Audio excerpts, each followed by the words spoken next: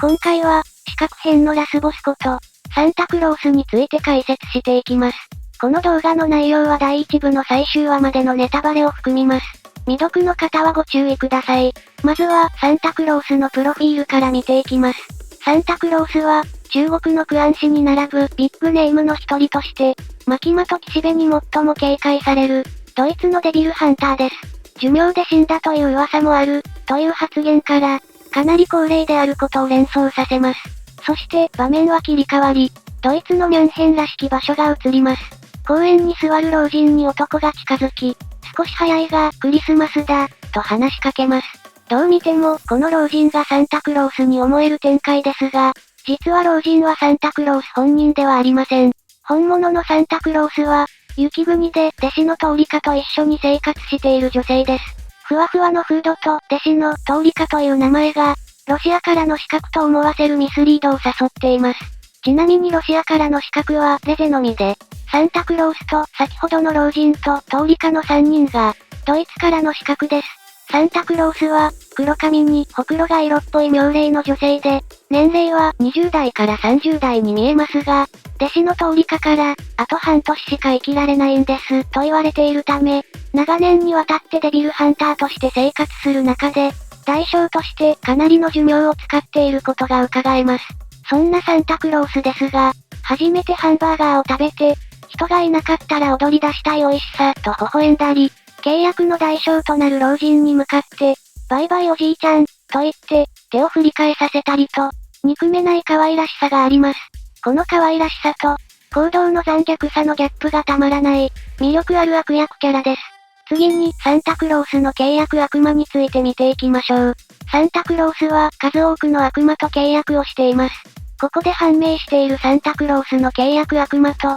その能力について解説します。1、呪いの悪魔。1体目の契約悪魔は、呪いの悪魔です。呪いの悪魔は、専用の釘で決まった回数刺すことで、対象の命を奪える能力を持った悪魔です。サンタクロースは呪いの悪魔の釘を4回刺し、体の感覚を代償に呪い殺すことができます。秋も呪いの悪魔と契約をしていましたが、刺す回数は3回で、払う代償は寿命だったので、契約者によって代償が大きく変わるようです。ちなみに呪いの悪魔の対象になったのは、なぜか死んでも復活できる電磁や、サムライソードなどの武器人間でしたが、彼らは大きな代償を使って倒してもすぐに復活してしまうため、呪いの悪魔は作中で最もコスパの悪かったポンコツ悪魔と言えます。ちなみに電磁が呪いの悪魔に殺されるシーンは、サンタクロース編で一番のギャグシーンになっています。2、人形の悪魔。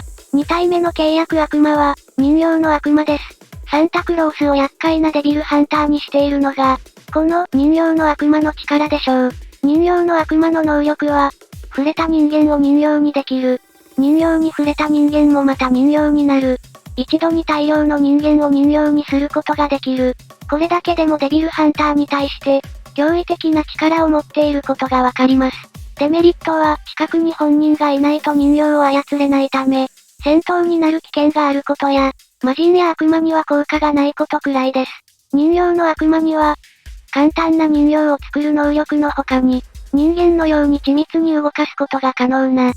精巧な人形を作る力があります。ドイツでやり取りしていた老人は、この能力によって作られた、精巧な人形で、影武者として使われていました。精巧な人形は、言葉を発することもできるため、悪魔との契約も可能です。契約者本人の命を必要とする契約を、ノーリスクで使えるのが、人形の悪魔の恐ろしいところです。この、誰かの体を使って自分はノーリスクで悪魔の力を使えるというのは、マキマの支配の能力にかなり似ています。ただし、精巧な人形を作るためには、長い年月が必要です。なぜなら、人形にしたい人間に、敬愛、崇拝、愛恋、罪悪感、という感情を、教え込まないといけないからです。サンタクロースは長い年月をかけて、トーリカにこれらの感情を芽生えさせ、電磁に釘を刺した時にトーリカが罪悪感を感じたことで、精巧な人形にすることに成功しました。狐を殺した時や、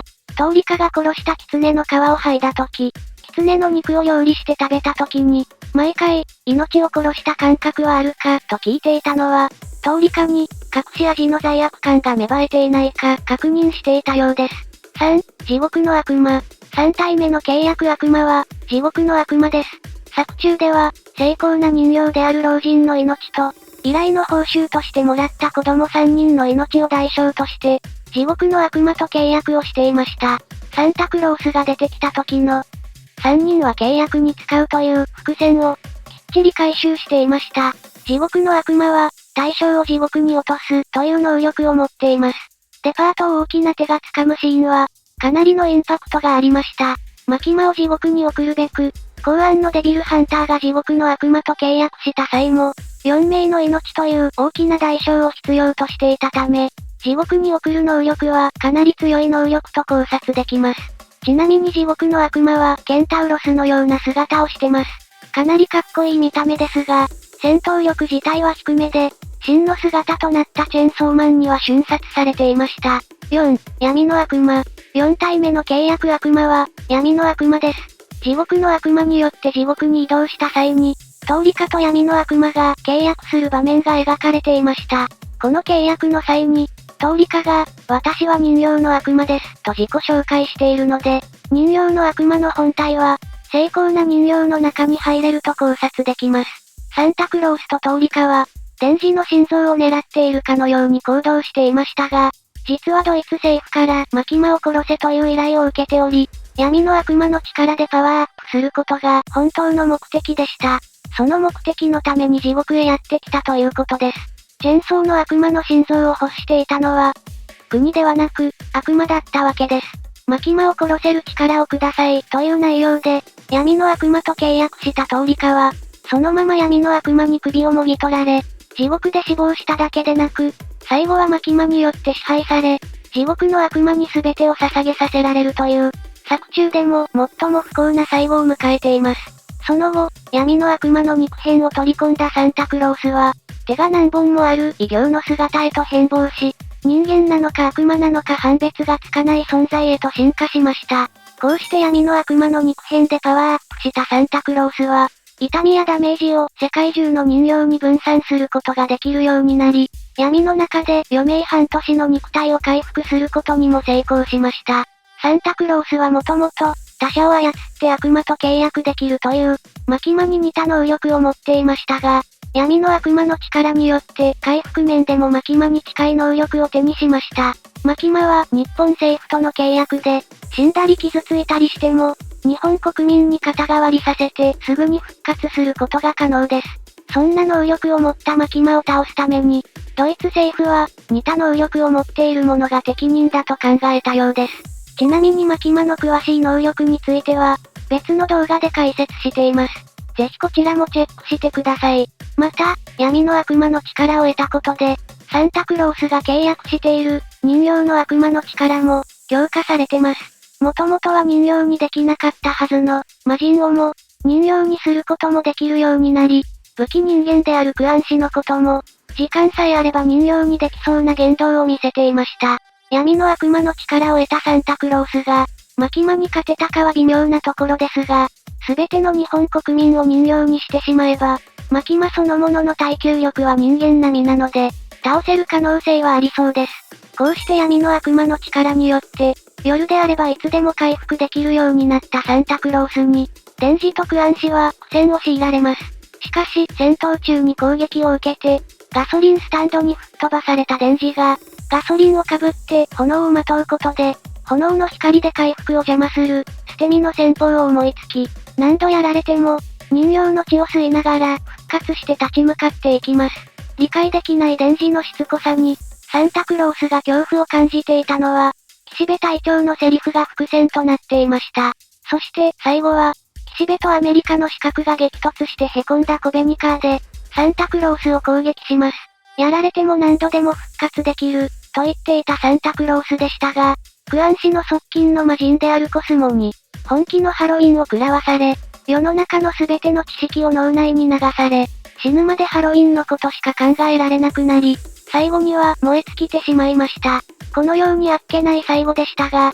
もしコスモがいなければ何度でも復活していたため、その厄介さは相当なものです。チェンソーマンでは強い悪魔の肉片を取り込んだ悪魔は、パワーアップするという設定がありますが、サンタクロースは、闇の悪魔の肉片を食べて強化されていたことから、サンタクロース自体が人形の悪魔、という考察もあります。しかし、サンタクロースは、私は人形の悪魔と契約をしています。と発言していたり、サンタクロースが死んでも、世界中にいる人形のどれかがサンタクロースになる、と言っていることから、サンタクロースは、人形の悪魔そのものではない、というのが正しそうです。サンタクロースが、闇の悪魔の肉片を食べて強化された理由は、契約者が食べた肉を共有できる。この時は、たまたまサンタクロースの中に人形の悪魔が入っていた。このどちらかの理由でしょう。また、ドイツ政府との契約で、精巧な人形の老人が、美男美女を欲しがったのは、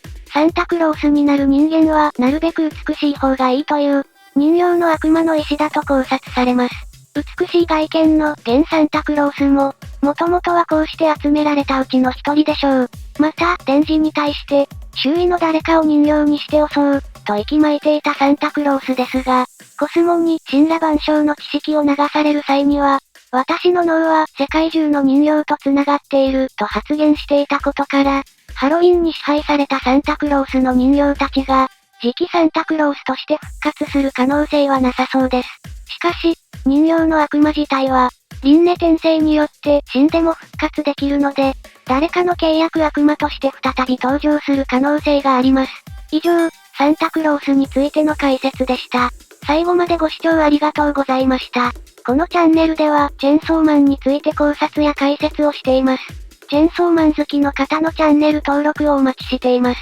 それでは次の動画でお会いしましょう。